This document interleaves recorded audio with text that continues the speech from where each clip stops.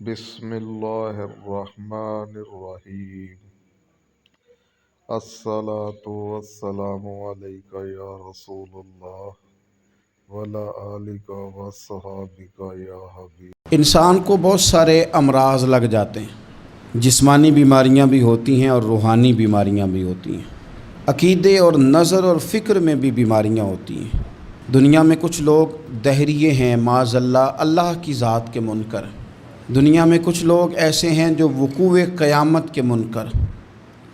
دنیا میں معاذ اللہ کچھ لوگ ایسے ہیں جو عذاب قبر کے انکاری۔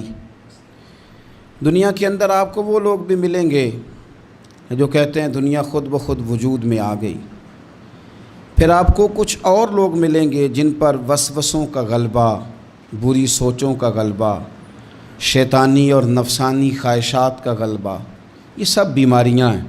پھر کچھ امراض ایسے ہیں، حسد، بغض، عداوت، تکبر، عجب، خود پسندی، دوسروں کو حقیر سمجھنا، اپنے آپ کو بڑا جاننا، جھوٹ بولنا، جھوٹی انا کی، یہ سب بیماریاں ہیں، امراض ہیں۔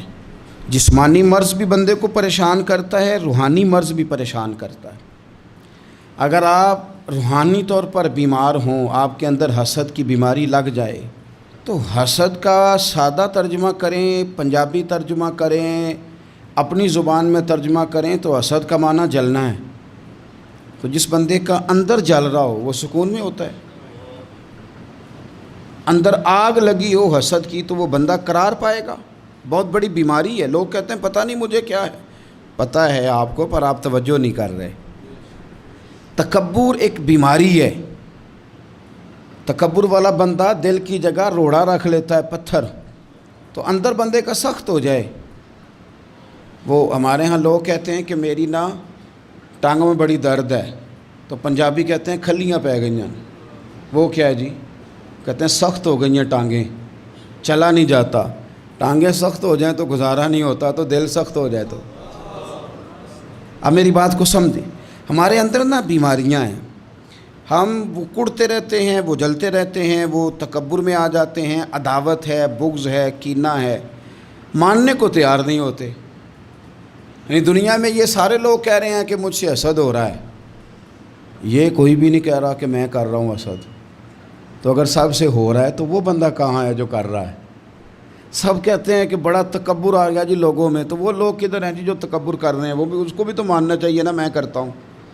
تو یہ ساری بیماریاں، جسمانی، بلڈ پریشر، شوگر اور ہیپاٹائٹس اور معاذ اللہ کینسر، اور یہ سب بیماریاں روحانی بھی جسمانی بھی، تو یا اللہ جائیں کدھر؟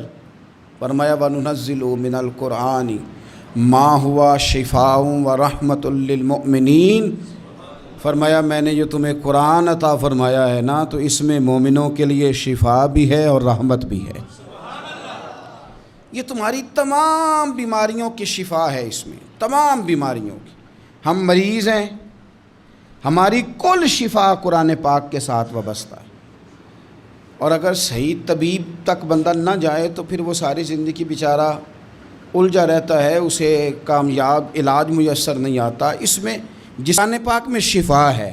قرآن حکیم میں بڑے سے بڑا مجرم ہو، کافر ہو، فاسق ہو، ایک حدیث مشکات میں موجود ہے، اس کو آپ نے دل پہ لکھ لینا ہے چونکہ معاملہ دل کا ہے۔ نبی پاک صلی اللہ تعالیٰ علیہ وسلم نے فرمایا جس طرح بارش میں پڑے لوہے کو زنگ لگ جاتا ہے، اس طرح دل کو زنگ لگ جاتا ہے۔ تو کہتا ہے میں بور ہو رہا ہوں، پتہ نہیں کیا ہے، اور زنگ لگ گیا دل کو۔ تو کہتا ہے جناب میں پتہ نہیں سارا کچھ ہے پر دل پریشان ہو، بھئی اس کو زنگ لگ گیا ہے۔ ہم کہتے ہیں یار پتہ نہیں کیا بات ہے، پریشانی ہو، بھئی دل کو زنگ لگ گیا ہے۔ کریم فرمانے لگے جس طرح بارش میں پڑے لوہے کو زنگ لگ جاتا ہے، اس طرح دلوں کو بھی زنگ لگ جاتا ہے۔ حضور دل کو زنگ لگ جائے تو کیا کریں؟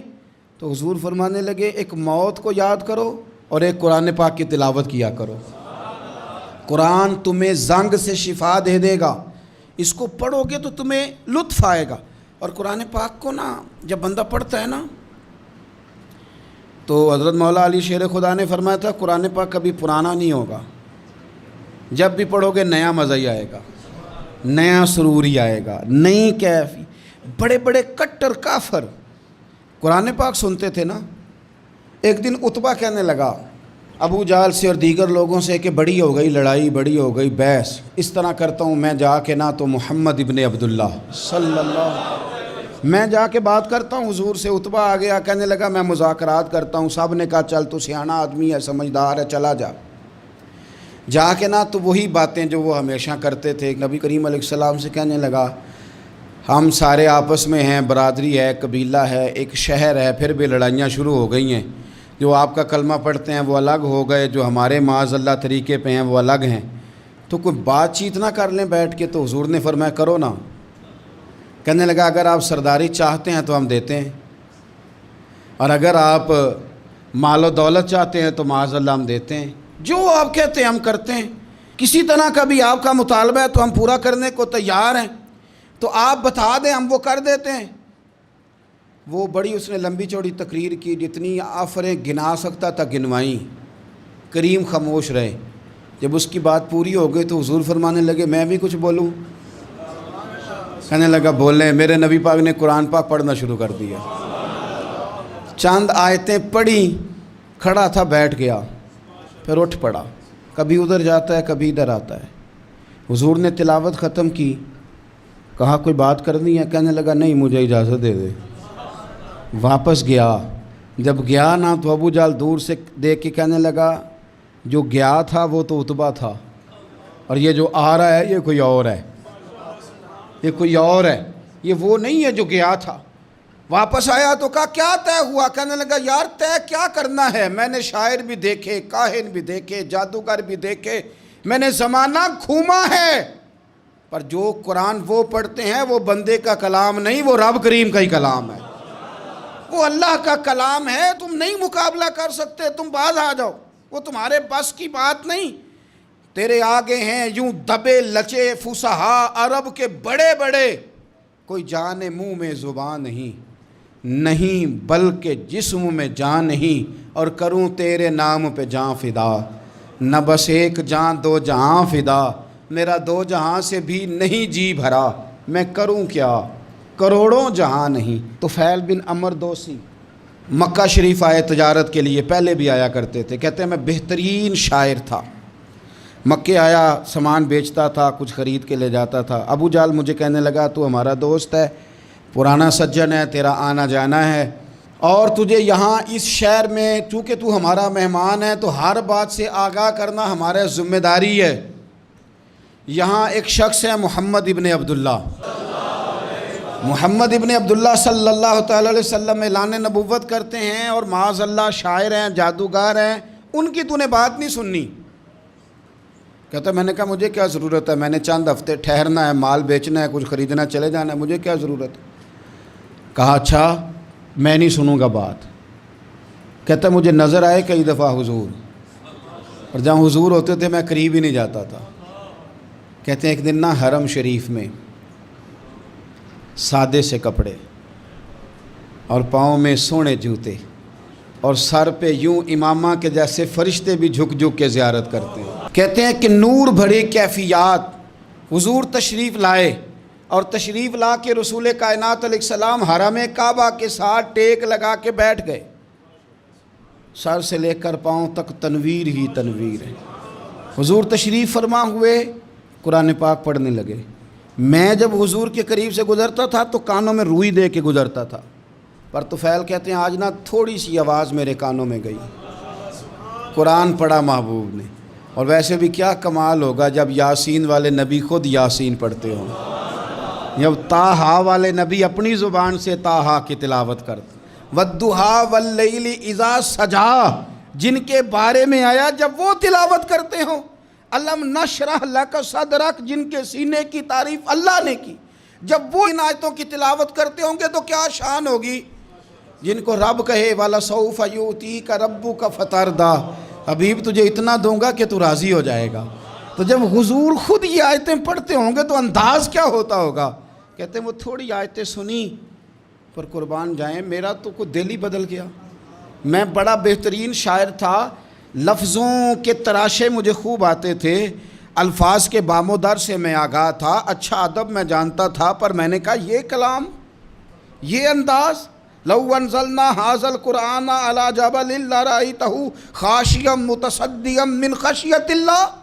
یہ انداز پتھروں پہاڑوں پہ جائے تو وہ ریزہ ریزہ ہو جائیں. کہتے ہیں تھوڑا سا پڑا قریب نے اور پھر نظریں جھکائے ہوئے. حضور اپنے گھر گئے، سرکار چلے تو میں پیچھے پیچھے.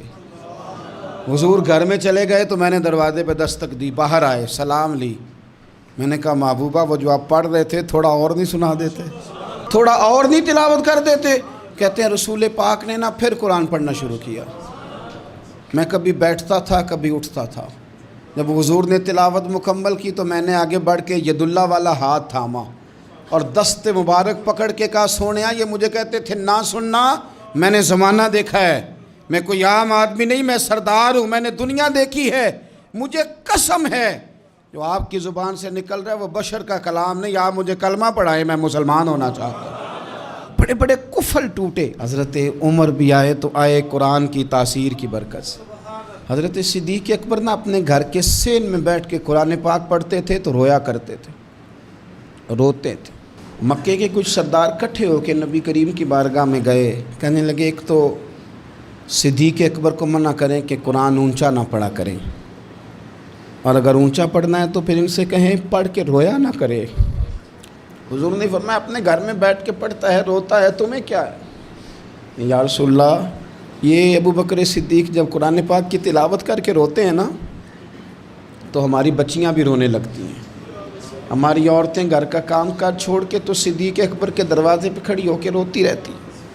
حضور ان سے کہیں یہ قرآن سے جو شغف ہے ان کا، کہاں گئے مسلمان جو قرآن پڑھنے والے تھے؟ کدھر گئے؟ سارا کچھ ہی ہمارا موبائل لے گیا. میں کس طرح یہ بات بیان کروں کہ کچھ لوگوں نے رمضان میں بھی قرآن پاک ایک بھی ختم نہیں کیا، رمضان شریف میں بھی ایک قرآن پاک کی توفیق نہیں ہوئی. لے گیا سارا کچھ، ہماری خوش گپیاں. کمال ہو گئی، ہم نے سوچا ہی نہیں، فکر ہی نہیں کی. سنگیو واپس آؤ، قرآن پاک سے پیار کرو، قرآن پاک سے محبت کرو، قرآن کی تعلیم حاصل کرو. لوگ کہتے ہیں میں بوڑھا ہو گیا ہوں، زبان موٹی ہو گئی ہے، قرآن کیسے سیکھوں؟ 38.5 سال کی عمر میں کلمہ پڑھا حضرت صدیق اکبر نے. کچھ صحابہ ان سے بھی عمر میں زیادہ تھے، تو بڑی عمر میں دین سیکھا کہ چھوٹی عمر میں سیکھا؟ ہمیں کیا ہو گیا ہے؟ قرآن پاک کی طرف توجہ کرو. میرے نبی پاک علیہ السلام نے فرمایا اس قرآن کی برکت سے اللہ قوموں کو عروج عطا کرے گا، اس کی برکت سے ہی قوموں کو زوال ہوگا. حضرت عائشہ صدیقہ کہتی ہیں حضور رات کو نماز کی نیت باندھتے تھے تو ایک ہی آیت پڑھتے تھے ساری رات، ایک ہی آیت پڑھتے رہتے تھے، روتے رہتے تھے.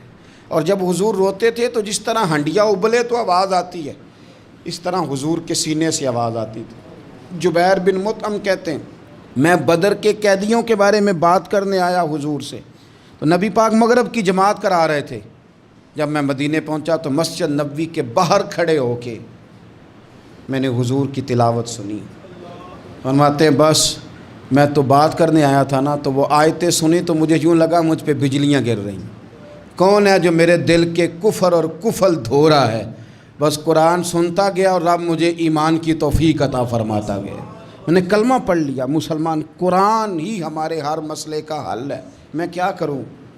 قرآن پڑھتے ہیں ہمارے ہاں، پر قبروں پہ پڑھا جاتا ہے، پر ختموں پہ.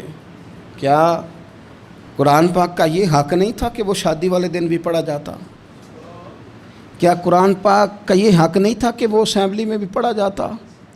قرآن پاک نہ شکایت کر رہا ہے، شکایت کرتا ہے کہ ان لوگوں نے نا مجھے ختموں پہ پڑھا ہے، اسمبلی میں نہیں پڑھا. وزیر اعظم کے خطاب سے پہلے تلاوت ہوتی ہے تو یہ تلاوت کے بعد یہ اعلان کیوں نہیں کرتے کہ ہم کریں گے وہ جو قرآن کہے گا؟ صدر کے خطاب سے پہلے تلاوت کراتے ہو تو یہ کیوں نہیں کہتے کہ اب ہوگا وہ جو قرآن کہہ رہا ہے؟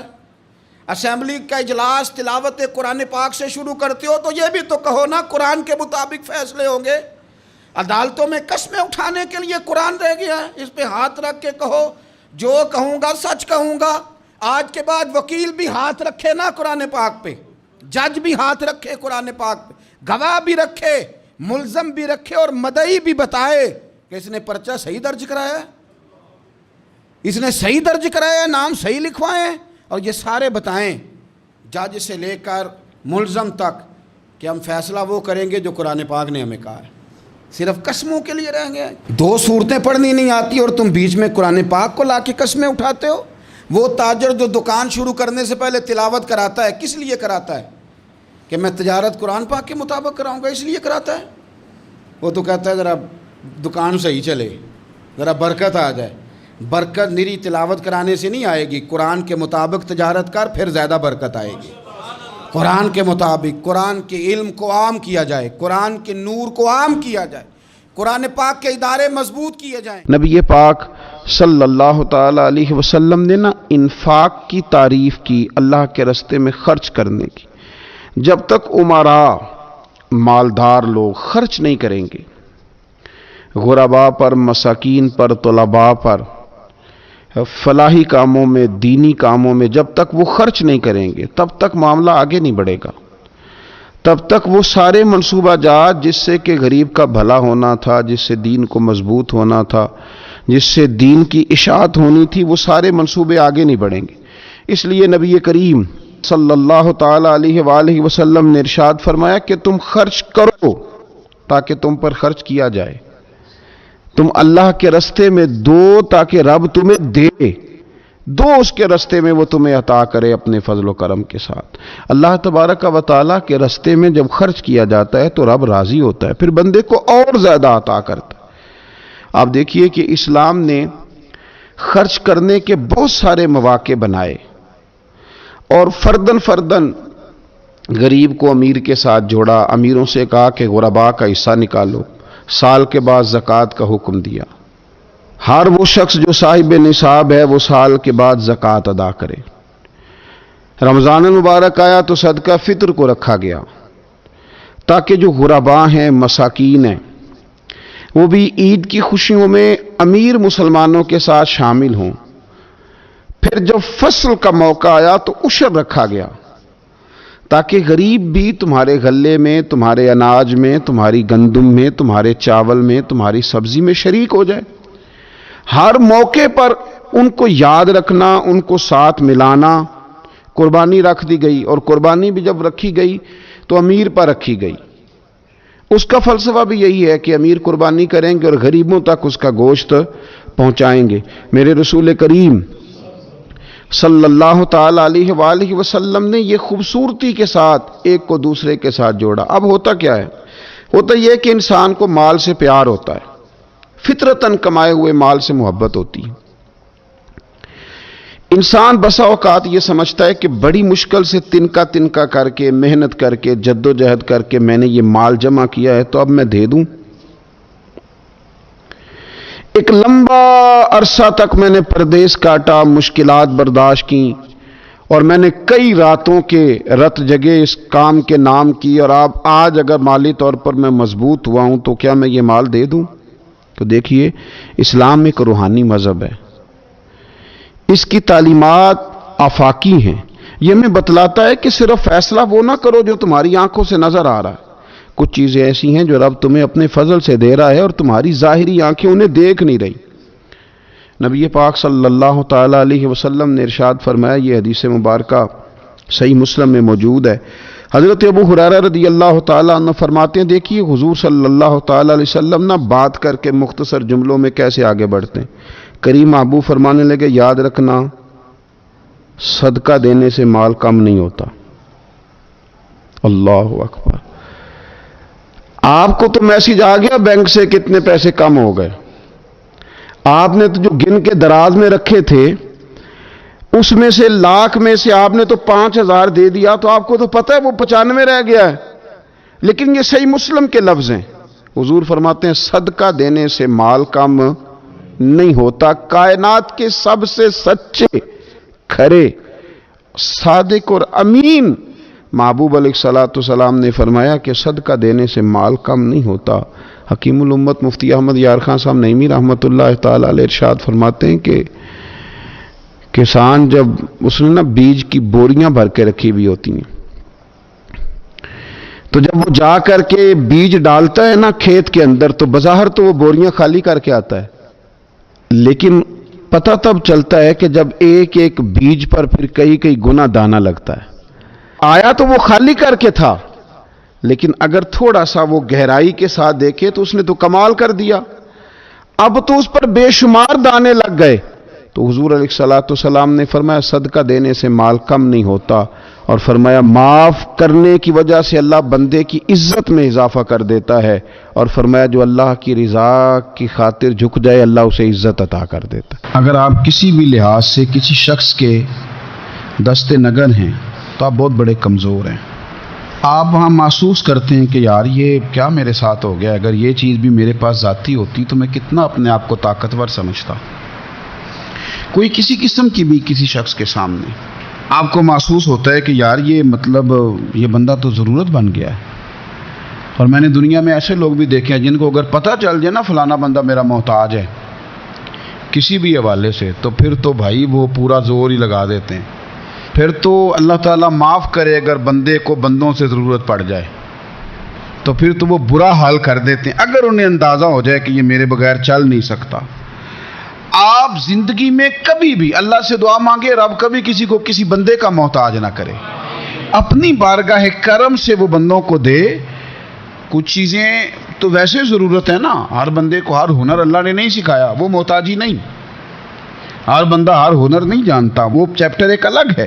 لیکن اگر اپنی ضروریات کے تعلق سے بندہ کسی کا محتاج ہو، وہ چیز ہے اس کی ضرورت لیکن وہ حاصل خود سے نہیں کر سکتا، وہ محتاج ہو گیا ہے، اب یہ بہت بڑی آزمائش ہے۔ ہمارے ہاں لوگ محتاجی کس چیز کو بھلا سمجھتے ہیں؟ ہمارے ہاں لوگ سمجھتے ہیں کہ پیسے نہیں تو میں محتاج ہوں، خدا نہ خواستہ کوئی معذور ہو گیا ہوں، وجود کا کوئی حصہ کام نہیں کرتا تو میں محتاج ہوں۔ ہم سمجھتے ہیں کہ شاید میں کرائے کے مکان میں رہ رہا ہوں تو محتاج ہوں۔ ہم سمجھتے ہیں شاید میں کسی کا ملازم ہوں اس لیے محتاج ہوں۔ ہم سمجھتے ہیں شاید میرا کوئی بڑا عہدہ نہیں ہے تو مجھے کسی سے سفارش کرانی پڑتی ہے تو میں محتاج ہوں۔ قربان جائیں جناب فاروق اعظم کے، ان کی سوچ پہ مسئلہ ہی حل کر دیا۔ آپ فرمانے لگے دو ہی چیزیں ہیں، دو ہی چیزیں جو بندے کو محتاج کرتی ہیں، باقی کوئی شے بھی محتاجی نہیں۔ حضور کون کون سی؟ فرمایا ایک ہرس بندے کو محتاج کر دیتی ہے، دوسرا لالچ بندوں کو دوسروں کا محتاج کر دیتا ہے۔ یہ دو ہی چیزیں محتاجی ہیں، اس کے علاوہ کوئی محتاجی نہیں۔ اگر آپ کبھی محتاج ہوں گے بھی تو وہ ایک وقت کے لیے، ایک ضرورت پڑے گی بھی تو ایک وقت کے لیے ختم ہو جائے گی۔ لیکن اگر آپ حریص ہیں، آپ کی جیب میں جتنے مرضی پیسے ہوں آپ کا پیٹ نہیں بھرتا، آپ کے نام جتنے مرضی پلاٹ ہوں آپ کا دل نہیں بھرتا، آپ کو جتنی مرضی آسانیاں مل جائیں آپ کی طبیعت ٹھہرتی نہیں۔ اگر آپ لالچی ہیں، آپ حریص ہیں، تو حضرت عمر کہتے ہیں پھر آپ محتاج ہیں، پھر آپ ہر بندے کے محتاج، پھر آپ کی نظروں میں بھوک ہے، پھر آپ کے ذہن میں بھوک ہے، پھر آپ کی طبیعت اور مزاج میں لالچ سرایت کر گیا، پھر آپ محتاج ہیں۔ اور اگر محتاجی سے بچنا چاہتے ہیں تو پھر اپنے رب پہ بھروسہ کرنا شروع کر دیں، پھر اللہ نے جو دیا اس پر راضی ہونا شروع کر دیں، پھر قناعت کی دولت کی طرف سفر کریں۔ فرماتے ہیں دو ہی چیزیں محتاجی ہیں، ایک لالچ محتاجی ہے، ایک ہرس محتاجی ہے۔ تو اپنی طبیعت کے اندر اگر شوق پیدا کر لیا جائے راہ خدا میں خرچ کرنے کا، ذوق بنا لیا جائے، ہمارا یہ ذہن بن جاتا ہے کہ یہ بھی میرے پیسے، یہ بھی میرے پیسے، وہ کونے میں میری جائیداد، یہ میرا مکان، وہ میرا بینک بیلنس، یہ میرے جانور، یہ میرا مال تجارت، یہ میرے کھیت کھلیان۔ میرے محبوب نے فرمایا تیرے تین ہی مال ہیں، ایک تو نے کھا لیا ہے، ایک تو نے پہن لیا، ایک تو نے راہ خدا میں خرچ کر لیا، باقی تو وارثوں کا ہے۔ وارثوں کے مال کے بارے میں اس قدر زیادہ توجہ رکھنا، اس قدر زیادہ ذہن بنا کے رکھنا، تو اللہ تبارک و تعالیٰ کی راہ میں خرچ کرنے کا جو شوق ہے، حضور صلی اللہ علیہ وسلم نہ اس کی نصیحت کرتے۔ نبی پاک صلی اللہ تعالی علیہ وسلم کے سامنے نا حضرت اسماء بنت ابی بکر صدیق خرچ کر رہی تھی، اللہ کے راستے میں دے رہی تھی، تو سرور کائنات صلی اللہ تعالی علیہ وسلم نے فرمایا اسماء خرچ کرو پر گنا نہ کرو، گن گن کے اللہ کے راستے میں خرچ نہ کرو ورنہ رب بھی تمہیں گن گن کے دے گا۔ فرمایا تم اس کے راستے میں اس کی راہ سے کچھ بچا کے نہ رکھو تو رب تعالیٰ بھی جب تمہیں دے گا نا تو پھر بے حساب ہی عطا فرمائے گا۔ گن گن کے یوں احتیاط کر کے دے کے پریشان ہو کے راہ خدا میں خرچ نہ کیا جائے، بلکہ اللہ تبارک و تعالیٰ کے راستے میں دیا جائے اور مالک کے حضور اس کی رضا کے لیے خرچ کیا جائے اللہ تعالیٰ کے بندوں پر۔ حضور صلی اللہ تعالیٰ علیہ وآلہ وسلم کی جو عادات جن کی وجہ سے کائنات میں میرے محبوب پاک علیہ الصلوۃ والسلام کے روز ڈنکے بجتے ہیں، حضور کی نعتیں پڑھی جاتی ہیں، ان میں حضور علیہ السلام کی ان خوبصورت عادات میں سے ایک عادت ہے حضور کا سخی ہونا، کریم ہونا۔ لب واں ہیں، آنکھیں بند ہیں، پھیلی ہیں جھولیاں، کتنے مزے کی بھیک تیرے پاک در کی ہے۔ نبی پاک صلی اللہ تعالیٰ علیہ وآلہ وسلم ارشاد فرماتے ہیں، حضور کا شوق دیکھیے خیرات کرنے کے تعلق سے۔ ہمارے ہاں یہ ہوتا ہے کہ بعض اوقات جیسے جیسے پیسہ بڑھتا جاتا ہے ویسے ویسے لوگوں کے اندر بخل آتا ہے، کنجوسی آتی ہے۔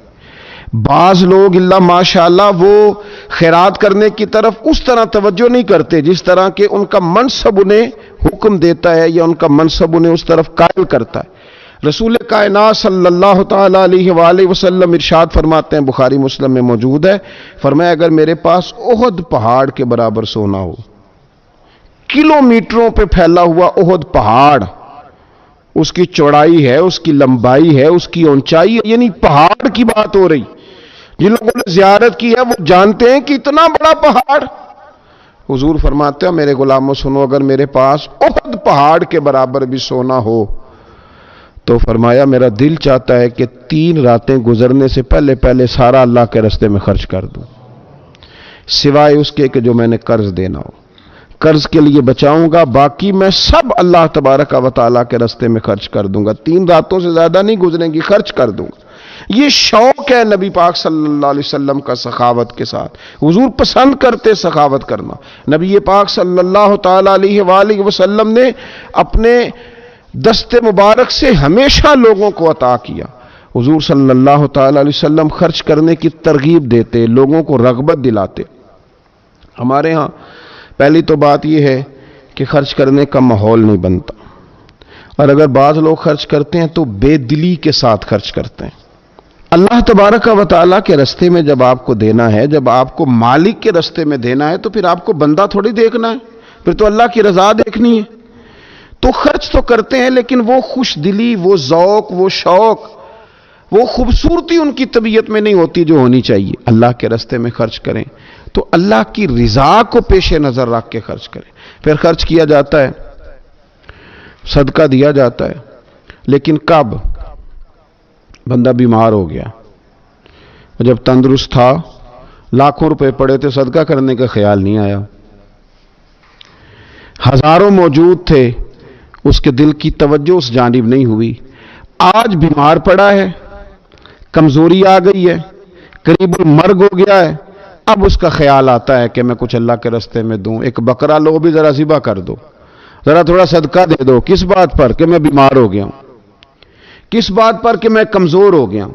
اگر آپ صحت کے عالم میں صدقہ کرتے اللہ کو راضی کرنے کے لیے تو وہ کیا خوب تھا، وہ ہمارے ایک بزرگ ہیں تو فرمایا کرتے ہیں کہ میں نے جب خرچ کرنا شروع کیا تو میرے ذہن میں ایک بات آئی، اس نے مجھے ابھارا کہ میں اللہ کے راستے میں زیادہ خرچ کروں۔ میرے ذہن میں یہ بات آئی کہ یار جتنا میں اپنے والدین کی طرف سے خرچ کر رہا ہوں نا، میری اولاد بھی میرے بعد اتنا ہی خرچ کرے گی، تو کیوں نہ ایسا ہو کہ ان کے حقوق پورے ادا کر کے، ان کی آسانیوں کا خیال کر کے، جو اللہ تعالیٰ نے مجھے اپنے فضل سے زیادہ دیا ہے اس میں سے میں اللہ کے راستے میں خرچ کروں۔ تو اس شوق کے ساتھ میں نے خرچ کرنا شروع کیا۔ نبی پاک صلی اللہ تعالیٰ علیہ وآلہ وسلم ارشاد فرماتے ہیں کہ کسی بندے کا اپنی زندگی میں 1 درہم خرچ کرنا مرتے وقت 100 درہم خرچ کرنے سے زیادہ بہتر ہے۔ زندگی میں 1 درہم دینا مرتے وقت، یعنی عین بیماری کے عالم میں جب تو خرچ کر رہا ہے تو وہ تو 100 خرچ کرے گا درہم، اور تندرستی میں، صحت میں تو نے 1 خرچ کیا تو اللہ تعالیٰ اس 1 کا ثواب تجھے اس وقت سے زیادہ عطا فرمائے گا۔ یہ حدیث مبارکہ ابو داؤد شریف میں مشکات میں ملے گی۔ حضور فرماتے صحت کے عالم میں خرچ کر، بجائے اس کے کہ تیری طرف سے کوئی صدقہ دینے جائے تو خود صدقہ دینے جا، اپنے ہاتھوں سے دے اور شوق بنا کے دے اور توجہ کر کے دے، اور تیری طبیعت لگی ہوئی ہو اور تو خود اپنے کندھے پہ رکھ کے جائے، غریبوں کے گھر میں پہنچا کے آئے، اور تو تیرا دل کرے کہ اگر میرے گھر کے اندر گندم موجود ہے پھر کوئی بھوکا نہ سوئے، اگر میرے پاس طاقت موجود ہے کسی کو کپڑا پہنانے کی تو پھر کوئی غریب سردی میں ٹھٹھرتا نہ سوئے. اگر میرے پاس طاقت موجود ہے مکانات بنانے کی، پھر مالک کریم کا کوئی بندہ جس کو میرے رب نے پیدا کیا، اس کی قدرت کا جو شاہکار ہے رسول پاک علیہ السلام کا، کوئی غلام بغیر چھت کے نہ سوئے. اگر میرے پاس طاقت ہے تو پھر میرا حال تو یہ ہونا چاہیے نا کہ کسی غریب کی بیٹی اس لیے نہ بیٹھی رہے کہ اس کے پاس جہیز کوئی نہیں. یوں نہ ہو کہ میرے گھر کے اندر تو آدھا کھانا کھایا جائے اور آدھا ضائع کیا جائے، لیکن بہت سارے لوگ ایسے ہیں جو رات کو ترس ہیں کہ کچھ مرضی کا من پسند مل جاتا تو پیٹ بھر کے کھا لیتے. سخاوت کا حکم دیا گیا. صحت کے عالم میں خرچ کریں، تندرستی کے عالم میں خرچ کریں، اللہ کی رضا کے لیے خرچ کریں. یہ ماحول نہ بنائیں کہ بیمار ہو گیا ہوں تو جا بیٹے صدقہ کر دے، اب میں کمزور پڑ گیا ہوں تو جا بیٹے تو کچھ اللہ کے راستے میں خرچ کر دے. ایک شوق ہو، ایک طبیعت ہو. نبی پاک صلی اللہ تعالی علیہ وآلہ وسلم کی پیاری زوجہ، ذرا یہ انداز بھی دیکھیے گا. حضرت سیدہ عائشہ صدیقہ رضی اللہ تعالیٰ عنہ فرماتی ہیں کہ ہم چونکہ حضور کی ازواج کثیر تعداد میں تھی تو کبھی نہ نبی پاک صلی اللہ علیہ وسلم سے کچھ سوالات بھی کرتی تھی، اور اس سوالات کے اندر محبت چھلکتی تھی، محبت میں ایک دوسرے سے آگے بڑھنا چاہتی تھی. حضرت عائشہ صدیقہ رضی اللہ تعالیٰ عنہ فرماتی ہیں کہ ہم نے عرض کی یا رسول اللہ صلی اللہ تعالیٰ علیہ وسلم، ہم میں سے سب سے پہلے آپ سے آ کے کون ملے گا؟ اس سے مراد ہے وصال کے بعد سب سے پہلے ازواج مطہرات میں آپ سے کون آ کے ملے گا؟ تو حضور صلی اللہ علیہ وسلم نے فرمایا لمبے ہاتھوں والی. مشکات میں حدیث موجود ہے، بخاری میں موجود ہے. حضرت عائشہ صدیقہ کہتی ہیں حضور نے فرمایا وہ جو لمبے ہاتھوں والی ہے نا، میری اہلیہ، میری زوجہ، مومنوں کی ماں، وہ ملیں گی. تو کہتی ہیں حضرت سودا رضی اللہ تعالیٰ عنہ کے ہاتھ لمبے تھے، قد بڑا تھا، تو ہماری نظر یہ تھی کہ حضرت سودا کے بارے میں حضور نے فرمایا کہ وہ ملیں گی. لیکن کہتی ہیں کہ وہ تو ہمیں بعد میں پتہ چلا جب حضرت زینب رضی اللہ تعالیٰ عنہ کا وصال ہوا تو سمجھ آئی کہ لمبے ہاتھوں سے مراد ہاتھوں کا لمبا ہونا نہیں، صدقہ اور خیرات زیادہ کرنا. وہ لمبے ہاتھوں والی تھی، مومنوں کی ماں، خرچ کرتی تھی، خیرات کرتی تھی. شارحین حدیث نے لکھا ہے کہ وہ اپنے ہاتھوں سے کھالے رنگتی تھیں پھر بیچتی تھیں، اپنے لیے نہیں. ان کا نان نفقہ تو حضور کے ذمے تھا، اپنے لیے نہیں. ان کو تو صحابہ کرام علیہم رضوان وہ ساری ذمہ داریاں حضور کے بعد بھی ادا کر رہے تھے جو حضور سید عالم صلی اللہ تعالی علیہ وسلم کے حقوق رب تعالیٰ نے رکھے. لیکن وہ اپنے دست مبارک سے محنت کرتی، کھالے رنگتی اور اپنی اولاد پر، مسلمانوں پر خرچ کرتی. ان کا شوق تھا. تو کریم محبوب علیہ السلام نے فرمایا یہ مجھ سے سب سے پہلے آ کے ملیں گی. حضور کے بعد ان کا وصال سب سے پہلے ہوا حضرت زینب رضی اللہ تعالیٰ عنہ کا. او بھائی، اس میں بھی ایک لطیف اشارہ ہے، اس میں بھی ایک خوبصورت اشارہ ہے کہ حضور کا قرب پانے کے لیے سخی ہونا بھی ضروری ہے. رسول پاک علیہ السلام کی بارگاہ ناز کے قریب ہونے کے لیے سخاوت کا مزاج ہونا بھی ضروری ہے. انسان کے دل کا، اس کی طبیعت کا، اس کے مزاج کا سخی ہونا ضروری ہے، اس لیے کہ اس نے رسول پاک صلی اللہ تعالی علیہ وآلہ وسلم کے قریب جانا ہے. اعلیٰ حضرت بریلوی رحمۃ اللہ تعالی نے لکھا ہے، فرماتے ہیں اللہ کے محبوب علیہ الصلوۃ والسلام اچانک مسجد میں تشریف لائے اور نماز کا وقت ہو گیا. اقامت کہہ دی گئی. سرور کائنات صلی اللہ تعالی علیہ وسلم نے نا اقامت کہیں جا چکی تھی، پر حضور باوجود اس کے گھر چلے گئے. تھوڑی دیر کے بعد واپس آئے. اب ظاہر ہے صحابہ کے دلوں میں سوال تھا کہ اقامت ہو چکی تھی، حضور کہاں تشریف لے گئے؟ تو حضور نے فرمایا میں مسجد آیا تو میرے دل میں خیال آیا کہ گھر میں تو چند دینار پڑے ہوئے ہیں، تو میں نماز پڑھانے سے پہلے گیا ہوں، نے اللہ کے راستے میں خیرات کیا، پھر تمہیں آ کے نماز پڑھائی. یار اپنا شوق بنائیں. آپ یقین کریں کہ بہت سارے لوگ ہیں جو بہت سارے لوگوں کا خیال رکھ سکتے ہیں، لیکن ہماری نظر اپنے سے اٹھتی نہیں. ہم اپنے آپ سے سوچنا شروع کرتے ہیں، اپنے اوپر ختم کر لیتے ہیں. اگر بہت زیادہ بڑھ کے سوچیں گے تو اپنی اولاد کا سوچیں گے. ذہن بنائیں سخاوت کا، اور رمضان شریف میں خاص کر کے توجہ کریں. آپ مساجد کا خیال کریں، مدارس کا خیال کریں اور خوب خیال کریں. خوب خیال کریں اور غرباء کا خیال کریں، مساکین کا خیال کریں، کمزور لوگوں کا خیال کریں۔